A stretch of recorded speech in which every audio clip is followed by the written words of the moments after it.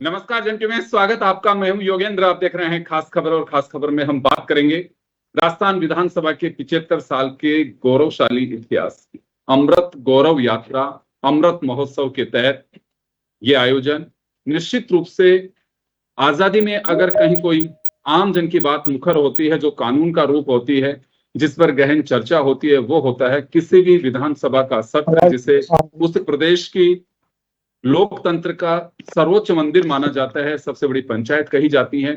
House चाहे राज्य का हो चाहे पार्लियामेंट का हो, निश्चित रूप से उसकी अपनी गरिमा होती है, और ये गरिमा जो बनी होती है उसका गौरवशाली इतिहास के पन्नों में दर्ज होता है, जिससे आने वाली पीढ़ी उसको यूं कहूं कि अनुसरण करती है, उससे प्रेरणा लेती है।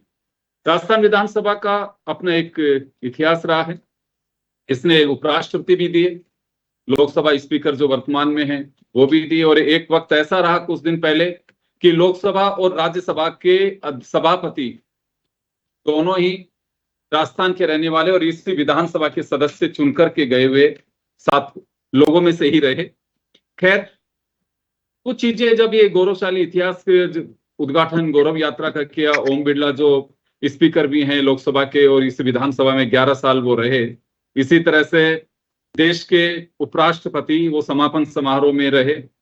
चिंता जाहिर की गई कि जो सदनों की बैठकें कम हो रही हैं, वो बड़ी चिंता की बात है। और ये मुख्यमंत्री भजनलाल के सामने जब चर्चा की गई, नेता प्रतिपक्ष टीकाराम जूली ने उठाया, तो इस पे चिंता भी जताना लाजमी है और सबने कहा भी है। लेकिन अगर हम इनसाइड स्टोरी देखें तो सरकारें खुद नहीं चाहती हैं कि हाउस लंबे चलें, और सरकार हो सकता है कि चाहती भी हो तो ब्यूरोक्रेसी इतनी हावी हो गई है कि उनकी नियत नहीं होती है कि वो चलने दें हाउस को लंबे समय तक, क्योंकि जवाबदेही बनती है। खैर, मेरे से काफी सीनियर लोग बैठे हुए हैं। मैंने पहली बार 1997 में राजस्थान विधानसभा जब हवा महल के पास चलती थी तो उसका दृश्य देखा एज ए रिपोर्टर। तब मेरा एक वहां जाने का अवसर मिला, और उसके बाद में जो सिचुएशन मैंने देखी, कहाँ कितना गौरवशाली इतिहास है, वाकई यहाँ कैसे आमजन की आवाज सुनी जाती है, वो यह आज भी हम याद करते हैं।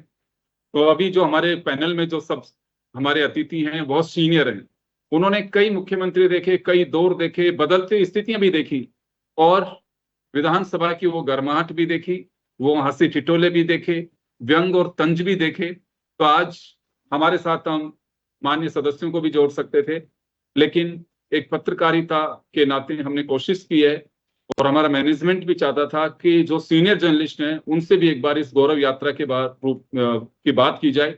कैसा सफर रहा ये, और क्या कुछ बदलता देखा इन्होंने दौर, क्या कुछ ऐसी खास चीजें हैं जो आज छूती हैं दिल को। तो हमारे साथ ओम सैनी साहब हैं, महेश शर्मा साहब हैं, राजीव जैन साहब हैं, और सीनियर जर्नलिस्ट हैं। ओम जी, आपके पास में आना चाहूंगा। मुझे जहां तक अंदाजा है कि करीब 50 साल आपने विधानसभा के सफर को देखा होगा, और कम नहीं होते हैं जीवन के जर्नलिज्म के दृष्टि से अगर हम देखें तो। आज के दौर में और उस दौर में बहुत कुछ अंतर होगा, लेकिन बदलते दौर में दो चीजें होती हैं कि दौर बदलता है, चीजें बदलनी चाहिए, लेकिन पतन नहीं होना चाहिए, गिरावट नहीं आनी चाहिए। आप किस तरह से देखते हैं इस हाउस को? देखिए, पूरे हिंदुस्तान की विधानसभाओं और लोकसभा इन सब से जब अपने प्रदेश की विधानसभा का तुलना करने की बात आती है तो मेरा अनुभव बहुत अलग किस्म का है। मैं समझता हूँ कि जितना समन्वय यहाँ रहा, जितना सौहार्द यहाँ रहा और जितनी हंगामे यहाँ पर हुए वो भी कमाल के थे। और क्योंकि मैं एक ऐसी विधानसभा से जुड़ा हुआ हूँ जिसने अपने मंत्रिमंडल के खिलाफ तो इसका प्रस्ताव का पारित कर दिया है यहाँ की पार्टी ने। गोकुल भाई भट्ट वगैरह का किस्सा आपको पता होगा। तो ये चर्चा में रही बहुत बहुत से मायनों में। और यहाँ के जो मुख्यमंत्री 18 साल रहे होनलाल सुखाड़िया, उनके भूमि सुधार के कार्यक्रम तो पूरे हिंदुस्तान में मशहूर हुए कि कैसे हमने जो बहुत मुश्किल काम थे वो सब देखा। और ये सब होने के साथ साथ में जो हमारे राजनेता थे उस वक्त, मैं 72 से विधानसभा जाने लगा। उसके बाद 75 से 78 तक सिलसिला बना नहीं, क्योंकि इमरजेंसी में आपातकाल में बंद कर दिए। जब चालू हुआ तो फिर वापस गए। तो देखा कि ये जो आजकल का सिलसिला है कि आप किसी से मिलने के लिए अगर जाएं तो आपको इंतजार करना पड़ता है, आपको पहले अनुमति लेनी होती है, ये सब नहीं था। आप विधानसभा की पुरानी गैलरी में इधर से उधर कहीं भी चले जाते थे और किसी भी मंत्री के पास में जो भी कुछ बात करनी होती कर लेते थे और कोई दिक्कत होती नहीं थी। यानी बड़ा समन्वय था सब में। मीडिया कोई शत्रुता वाला सिलसिला नहीं था कि मीडिया का और सरकार का कोई शत्रुता वाला सिलसिला है, तो बदले वाला सिलसिला है। वाजिब चीजों का, और राजस्थान चूंकि अपनी रचना कर रहा था, विकसित हो रहा था, तो सबको ये चाह थी कि मीडिया भी चाहता था कि हमारा प्रदेश आगे बढ़े, और जो चुन के आते थे वो भी चाहते थे कि उनका क्षेत्र के साथ साथ राजस्थान का पूरा नाम हो। इस तरह की मनस्थिति थी। कि बात का सिलसिला है जो आप अब देख रहे हैं, जो बड़ा नया है और जिसका अनुभव मुझे भी कम है, आपको भी शायद कम ही होगा, क्योंकि जैसा आजकल टेंशन वाला सिलसिला रहता है, वैसा पहले नहीं रहता। ये जो कहने की जरूरत पड़ी वसुंधरा जी को कि उन्होंने क्या देखा है और ये भजनलाल जी के वक्त में क्या हो रहा है, तो पहले क्या होता था। वक्त भजनलाल जी इसके लिए जिम्मेवार नहीं है। जिम्मेवार तो जो मानसिकता हो गई है, जिसमें आपका रिलेशन, सोशल रिलेशन जिसको बोलते हैं, वो जो जिस तरह के होने चाहिए थे उसे नहीं है। पहले किसी भी पत्रकार के साथ में अगर कुछ होता था तो पूरा विपक्ष और सरकार दोनों ही उसकी मदद के लिए, उसके सहयोग के लिए आगे आते थे। इसी तरीके से राजनेताओं के साथ में था। किसी भी राजनेता के साथ में दुर्भावना के साथ में कोई काम हो, इस तरह की किसी बात को हम लोग अच्छा नहीं मानते थे। तो और साथ साथ में देखिए, और सौहार्द के रास्ते मैंने खास तौर पे 1978 में आकर के हम लोगों ने सरकार और पत्रकारों का एक क्रिकेट टीम बना करके खेलना स्टार्ट किया, पुलिस, आईपीएस और पत्रकारों की टीम के साथ में। तो इस तरह के ये सारे अपने आप में जो संबंध बने वो इसमें पाकिज भी भरे थे। और खास तौर से भैरव सिंह जी के आने के बाद में तो सिंह बहुत बदल गए। उससे पहले की बात आप छोड़ दीजिए, क्योंकि जो हमने देखा है वो भैरव सिंह जी के साथ में देखा है। तो भैरव सिंह जी, हरदेव जोशी या शिवचंद माथुर या जगन्नाथ पहाड़िया या प्रकाश साहब, इन सबको तो देखा ही है पहले। इन सब के वक्त में जिस तरह के ताल्लुकात थे उनमें इजाफा हुआ है। लेकिन पिछले 5-7 साल से एक शिकायत है कि अब तो जब विधानसभा बहुत बेहतर बन गई है, उनके क्लब भी बन गए हैं, रेस्टोरेंट भी बन गए हैं, निवास भी आलीशान बन गए हैं। एक जमाना था कि निवासों के नाम पर तो एमएलए क्वार्टर होते थे और खासा उधर गवर्नमेंट हॉस्टल होता था, या ढाबे होते थे जिनके कार्यकर्ता खाना खाने या सब करने के लिए आते थे। आज तो बहुत विकसित हो गया। आज तो बिल्कुल आधुनिकता के साथ में सारी चीजें जो होनी चाहिए वो सब उपलब्ध है। और इनके साथ में अगर स्वभाव ही वैसा आ जाए जैसा हमारे जमाने में या हमारे वक्त में हुआ करता था, तो मेरा ख्याल है कि राजस्थान की विधानसभा अपना अलग ही स्वरूप रखी। 75 साल में बहुत कुछ बदला है और बहुत बेहतर बदला है, लेकिन सौहार्द में और समन्वय में कमी महसूस होती है, निश्चित रूप से। जी, बिल्कुल आपने सही कहा, क्योंकि बहुत सारे बदलाव आए हैं। मैं कुछ चीजें यहाँ पे देखने को मिली, बैठकों की संख्या कम हुई, उस पर चिंता जाहिर की गई। वसुंधरा जी का आप जिक्र कर रहे हैं, कितना भी मनमुटाव नहीं होना चाहिए तो सामने मिले तो नजरें भी ना मिल सके, ये बहुत बड़ी चिंता की बात है। कुछ ऐसी बातें भी आई कि बिल पास कर दिए जाते हैं और ऐसा दिन ढूंढा जाता है जिस दिन हंगामा हो।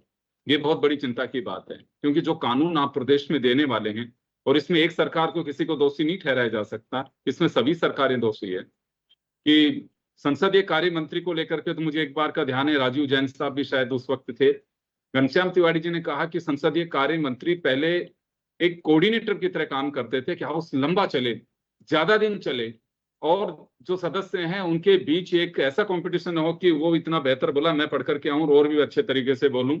वो पूरी तरह से उनको कोऑपरेट करते थे, वो चाहे किसी भी उसके हों। लेकिन अब संसदीय कार्य मंत्री ऐसे हो गए हैं कि शाम को जाते मुख्यमंत्री को रिपोर्ट दे देते हैं कि आज का काम निपटा के आगे हम 6 बजे ही, और वो और भी उसको खुशी जाहिर करती। ये हालांकि राजेंद्र राठौड़ जी और वसुंधरा जी के टाइम की बात उन्होंने जब जिक्र की थी, हाउस के मेंबर थे घनश्याम तिवारी। तो ऐसे कुछ चीजें मुझे लगता है कि चिंतित करने वाली बात है। लंबी लंबी बातें तो सब कहते हैं कि हाउस के दिन बढ़नी चाहिए, बैठ के होनी चाहिए, बड़ी चिंता की बात है, लेकिन चिंता करेगा कौन? पब्लिक तो चिंता करके आपको चुन के भेज चुकी, अब तो चिंता आप ही करेंगे। मैं महेश जी के पास में जाना चाहूंगा। महेश जी, चिंता करना और इम्प्लीमेंट करना दोनों में हम बचपन से देखते आ रहे हैं, बहुत अंतर है। क्या वाकई अब जो चिंता कर रहे हैं 75 साल के गौरवशाली इतिहास और गौरवपूर्ण जो यात्रा रही है, इसको वापस उस दौर में नहीं आए तो एटलीस्ट उसके आसपास तो कहीं पहुंचा जाए अब? नहीं, बिल्कुल देखिए, ये जो जिस तरह का जो दौर चल रहा है, निश्चित रूप से इसमें काफी बदलाव आया है। और बदलाव भी इस तरह का आ रहा है कि कभी मैंने विधानसभा में पूर्व की जो मैं 1981 से मतलब विधानसभा करता रहा। पहले नियमों की पालना ऐसी की जाती थी कि अगर कोई मतलब अध्यक्ष या आसन पर जो भी बैठा है अगर कुछ कह देता है या वो खड़ा हो जाता है तो कोई ऐसा मतलब नियम थे कि उसमें कोई बोलता नहीं था, बैठ जाता था आदमी बोलने वाला।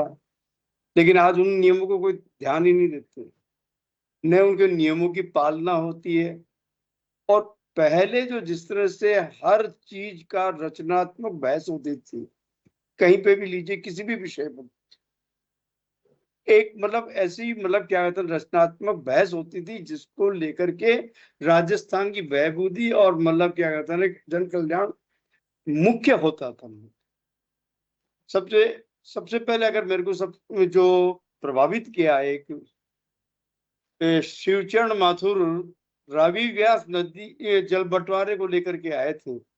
उस बंटवारे के दौरान जिस तरह की बहस हुई है वो बहस मतलब सुनने की बात थी। और बोलने वाले थे शेखावत जी, भैरव सिंह शेखावत। एक एक इन्होंने मतलब टिप्पणी कर दी कि आपने 0.8 MC वो क्या मिलियन क्यूबिक पानी पे समझौता कैसे कर लिया। इसमें राजस्थान का हित हो गया, ज्यादा मिल सकता था पानी। उसको लेकर के जो बहस हुई है और घंटों तक बहस हुई है, रात के 10-11 बजे तक बहस होती रही है। ये एक उदाहरण इसी विधानसभा ने मतलब क्या कहते हैं बनाए। अब हालत मैं प्रत्यक्षदर्शी हूँ। अकाल पर बहस आई थिंक 1:45 बजे तक चली थी और सुबह 11 बजे हाउस वापस से शुरू हुआ था। ये बिल्कुल कई ऐसे मुद्दे बड़े रचनात्मक मतलब जो चीजें हुई हैं जिससे एक तो आम आदमी और दूसरा स्वयं पत्रकार भी कई मुद्दों पर जानकारी हासिल कर लेता था। एक खासियत थी, हमारे ज्ञान की वृद्धि भी बहुत होती थी वहां पे, क्योंकि वहां सब अनुभवी आदमी आकर के बोलता था।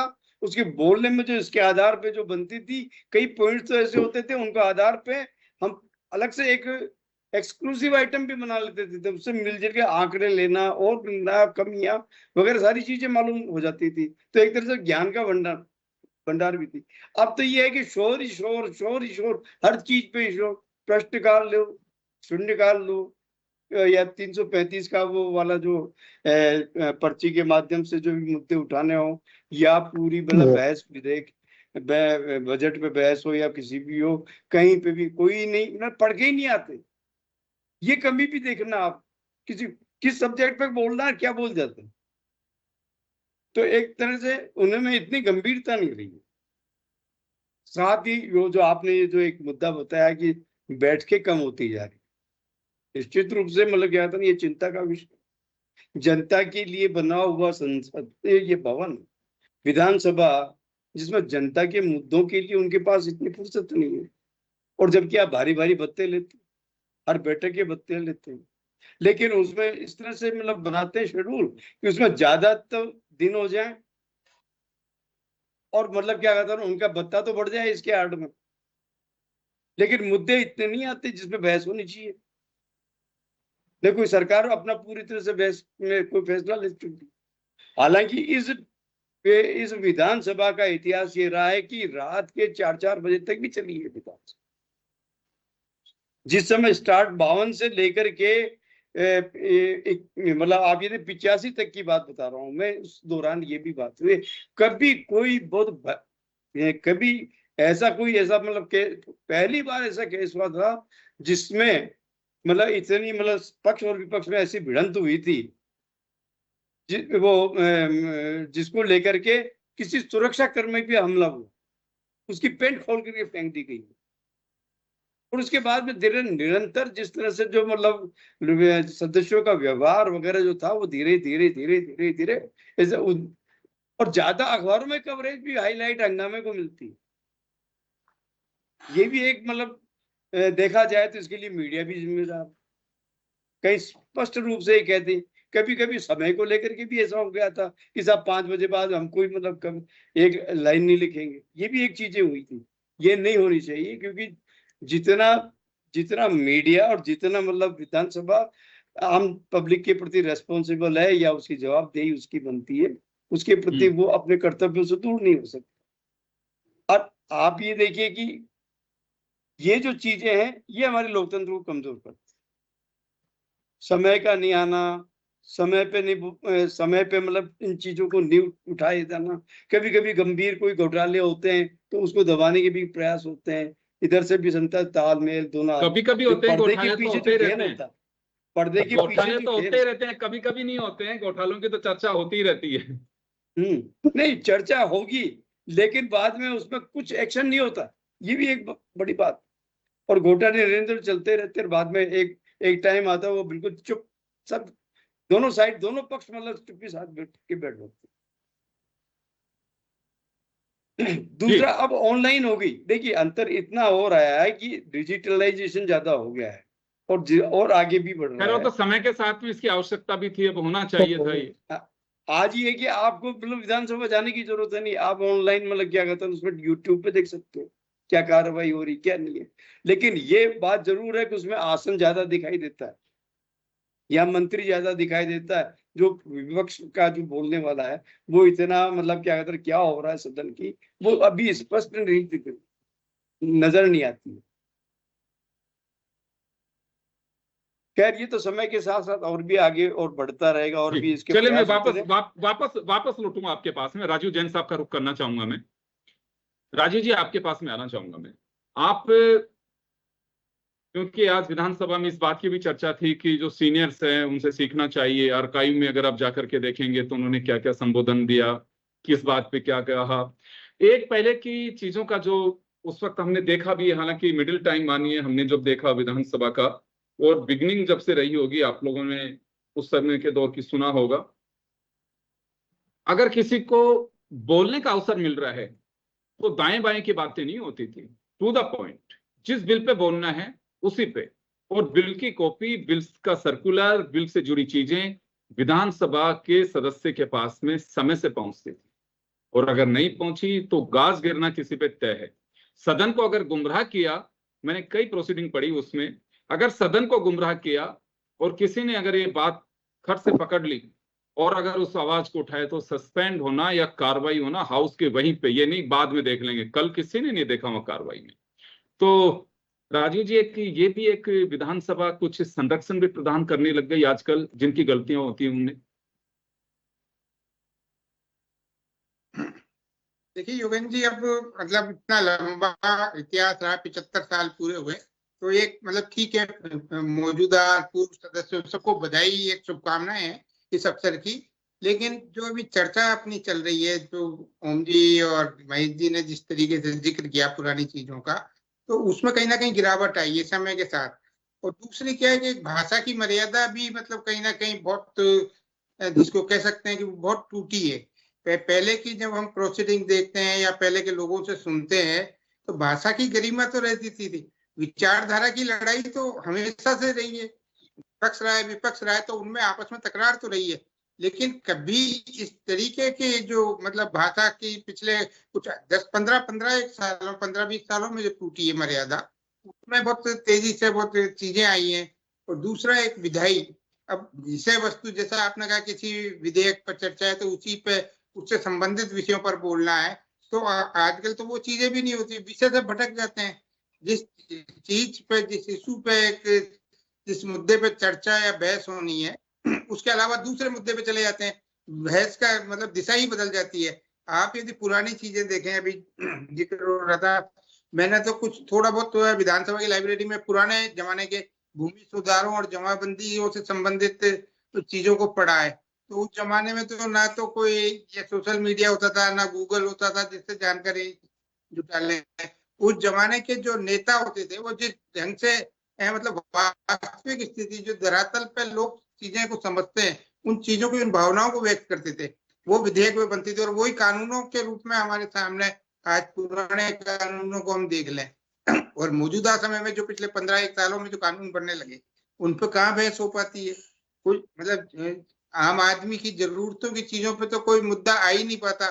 जो कह दिया या जो सोशल मीडिया पे देख लिया या मतलब किसी जो व्हाट्सएप यूनिवर्सिटी पे आ गई गपशप वाली चीजें, वो चीजें कहीं वहां शामिल हो जाती हैं। अब तो ये ठीक है, टेक्नोलॉजी का बढ़ावा है और उसको मिलना चाहिए, उससे भी कहीं ज्ञान मिलता है तो वो चीजें लेनी चाहिए।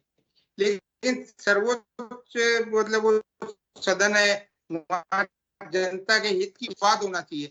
पक्ष विपक्ष कोई दुश्मन नहीं है, वो प्रदेश के हित की बात ही कर रहे हैं वहाँ। लेकिन ये मान लिया जाता है कि पक्ष वाला बोल रहा है तो विपक्ष के लोगों को लगता है कि ये तो हमारे खिलाफ बोल रहा है, विपक्ष का बोल रहा है तो सत्ता पक्ष को लगता है कि हमारे खिलाफ बोल रहा है। तो उन चीजों में कहीं ना कहीं कमी आनी चाहिए। जैसे आज भी पूर्व मुख्यमंत्री वसुंधरा जी ने जो जिक्र किया कि मतलब दुश्मनी यहाँ तो करो, खूब विचारधारा की दुश्मनी करो, बाहर नहीं। लेकिन चीजें मतलब विचारधारा के आधार पे अपनी अपनी बात रखनी चाहिए, पर वो चीजें होती नहीं है। मतलब कहीं ना कहीं उसमें गिरावट आई। वो सदन की जो बैठकों वाली बात आई, ये पिछले काफी लंबे अरसे से चल रही है। अब इसके लिए दोषी कौन है? जो सत्ता में आ जाता है वो दोषी है, वो विपक्ष में रहता है तो वो ज्यादातर बैठकों की मांग करता है। तो ये मतलब इस पर सोचना तो इन्हीं लोगों को है। जनता ने तो जैसा आपने कहा ओपनिंग रिमार्क में कि इन्हीं को इन चीजों को मतलब कहीं समाधान ढूंढना है इस चीज का, कि ज्यादा से ज्यादा बैठ के हो, जनता के हित पे बातें हो। अब आप देखिए जो बातें तो हम सभाओं में ज्यादातर नेता किसानों के हित की बात करते हैं या किसी उस पे करते हैं। जब कृषि पे डिबेट होती है तो गिनती के वहां सदस्य रहते हैं, चर्चा में कितने से शामिल होते हैं, मतलब हम उसका अनुपात ही देख लें। आप इन जनरली या मीडिया में आम सभाओं में या आपसी बातचीत में बड़े जोर शोर से हम इस चीज को वो नेता लोग जो विधायक या हमारे जो है करता धरता, वो इन चीजों को उठाते कि हम तो किसानों की समस्या हल कर रहे हैं। लेकिन किसानों की समस्या पर जब वहां बहस होती है विधानसभा में, तो वहां कितने से रहते हैं? आप कृषि विभाग की अनुदान मांगों पर बहस होती है तो मुश्किल से 8-10 सदस्य रहते हैं, सत्ता पक्ष विपक्ष दोनों के। तो उनकी रुचि का हम अंदाजा लगा लेते हैं। सदन में मौजूदगी ज्यादा से ज्यादा विधायकों की रहे, वो दूसरे लोगों को भी सुने और उससे अपनी एक समझ विकसित करें, इसमें कोई बुराई नहीं है। लेकिन अब वो चीजें घटती जा रही हैं जी तो उस पर बिल्कुल, आप सभी सही कह रहे दलों हैं। को, राजनीतिक दलों को जानना होगा इसको। बिल्कुल, देखिए ये तो राजनीतिक दलों को तय करना कि वाकई, देखिए सबसे बड़ी बात क्या होती है कि आजकल विधायक बहुत सारे कहते हैं कि साहब वो हमें नहीं गांठता। वो दो चीजें होती हैं, तो अपेक्षाएं बढ़ गई हैं, या फिर जो मूल एजेंडे हैं उससे दाएं बाएं हो रहे हैं। पहले विधानसभा जब चलती थी, मैं बहुत अच्छे से ध्यान है कि जब हम पढ़ते थे 88-89 के दरमियान, तो संडे को भी ऑफिस खुलता रहता था, कलेक्टर एसपी भी मौजूद होते थे, और ये मालूम होता था कि अगर विधानसभा में कोई ऐसा मुद्दा नहीं आ जाए जिसके ऊपर हमारे यहाँ से कोई जवाब मांग लिया जाए, तो अलर्ट रहते थे। आजकल मुझे लगता है कि अध्यक्ष कह कह करके थक गए। मैं सुमित्रा सिंह जी के टाइम से इस विधानसभा में देख रहा हूं कि संसदीय कार्य मंत्री सरकार पाबंद करे कि अधिकारी दीर्घा में रहें। अब सिचुएशन ये बन गई है कि शून्यकाल में तो नदारद होते हैं, जिससे जुड़ी पर्ची। पहले तो 295 का मुझे अच्छे से ध्यान है कि 295 जिस विभाग का होता था उसके अधिकारी और उसका मंत्री भी मौजूद होता था उसमें। अब तो पर्ची पर इन पे नहीं होते हैं। अगर ध्यान आकर्षण भी है तो उसके 2 मिनट पहले आकर के बैठेंगे और मंत्री को पर्ची देंगे कि ये बोल दीजिए, और मंत्री कहेगा कि इस विचार किया जाएगा, होने पर संसाधन होने पर उपलब्ध करा दिया जाएगा। भाई क्या जवाब है ये? एक रटा रटाया जवाब। और फिर उसके बाद में मैं बहुत सारे ओएसडी और अधिकारियों को देखता हूँ मंत्रियों के चैम्बर में, सर मजे कर दिए आज आपने, क्या उलझा दिया, देखो फटाफट आपने निपटा दी फाइल। अरे भाई साहब, निपटा नहीं रहे हो आप, सदन को निपटा रहे हो। पहले ये सब चीजें सुनाई नहीं आती थी। मुझे अच्छे से ध्यान है उस समय हम तो कर नए नए थे, खेत सिंह जी राठौड़ संसदीय कार्य मंत्री थे, आप लोगों को ध्यान होगा। किसी अधिकारी ने गलत सूचना दी और बिना कागज के माध्यम से कोई गलत आंसर दिलवा दिया। जब वे सदन की कार्रवाई से शून्यकाल के बाद में निकले तो खेत सिंह जी राठौड़ ने जो बरसे अधिकारियों पर और बिना कागज जिस तरह से मैंने लाल होते हुए देखा उनको, अब ये कोई कर सकता है? सबसे पहले तो खतरा यही लगता है कि ज्यादा बोल गए थे कि मंत्री पद नहीं चला जाए हमारे, के साइड में दूसरा आके बैठ जाएगा, वो हमें मिलाने वाला मिलेगा हमारे को। और भी ये सिचुएशन हो गई है। राजपाल सिंह शेखावत ने आज सही कहा था कि हम दुश्मनों ने जितना बर्बाद नहीं किया इस देश को, उससे ज्यादा बर्बाद तो आज के हाउस कर रहे हैं। बजट का प्रावधान नहीं होता है, तालियां पीटते हैं कि मेरे को 2 किलोमीटर सड़क मिल गई, बजाओ ताली, खुश हो जाते हैं, अगले दिन बुके लेके पहुंच जाते हैं। कर्ज ले रहे हैं, सरकारें कर्ज नहीं लेती, जनता कर्ज ले रही है, जनता के माथे आता है कर्ज। तो उन्होंने बड़ी सटीक बातें कही आज कि ये दौर में बहुत लंबे समय से देख रहा हूं कि उन्होंने एक बार जिक्र किया, हालांकि समय कम है, 30 सेकंड आप लोगों के पास में आना चाहूंगा, ये तो पब्लिक डोमेन में भी कल आप लोग देख लेंगे।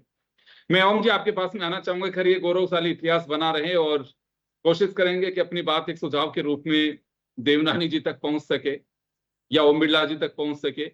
तो वाकई क्या होना चाहिए ताकि गौरवमयी इतिहास, गौरवशाली इतिहास एक कायम रहे, अगर कहीं पे भी कुछ गिरावट आई है तो उससे दूर किया जा सकता है। हर घटनाओं से, हर गिरावट से सबक भी मिलता है, हमें एक लेसन भी मिलता है जिसे हमें सीखना चाहिए, जिसे हम दुरुस्त कर सकें। तो क्या आप कहना चाहेंगे? अब पहले की समय बहुत कम है खूबसूरती क्योंकि ये ऑलरेडी हो चुका। मैं 30 सेकंड में आप लोगों को जानना चाहूंगा।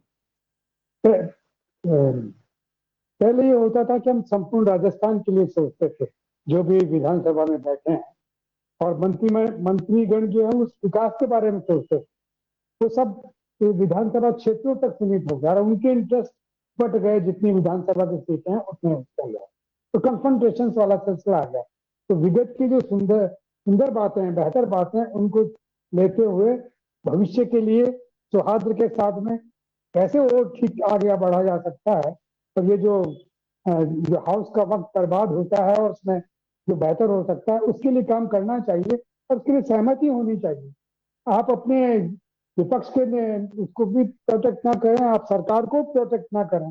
आपका जो मुद्दा है वो अगर ठीक है तो उसके लिए सभी लोगों को आगे बढ़ करके और बात करनी चाहिए, ठीक से चलना चाहिए, तभी मेरा ख्याल है कि इस हाउस की जो खूबसूरती है वो वापस लौटेगी। फिलहाल उसमें बड़ा अंतर नजर आता है, जो विगत था वो शानदार था, और जो वर्तमान है वो कुछ तकलीफ दे है।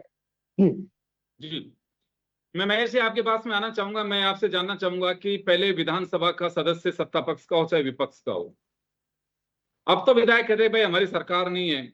अगर कहीं पे फीता भी कट रहा है कहीं, तो जो सिटिंग एमएलए उसे अगर रूलिंग पार्टी का नहीं है तो उसको तो बिल्कुल इग्नोर कर दिया जाता है। अधिकारी मानना बंद कर दें, सरपंच की मान सकते हैं लेकिन विधायक को साइडलाइन कर दे। ये बात मैं इस वजह से कह रहा हूँ, आप लोग अभी हाउस में नहीं आते, राजीव जी आते हैं, कई विधायकों की पीड़ा रही है ये कि साहब इस पे कोई रूलिंग तो बनाइए कि कम से कम जनता ने हमें चुना है।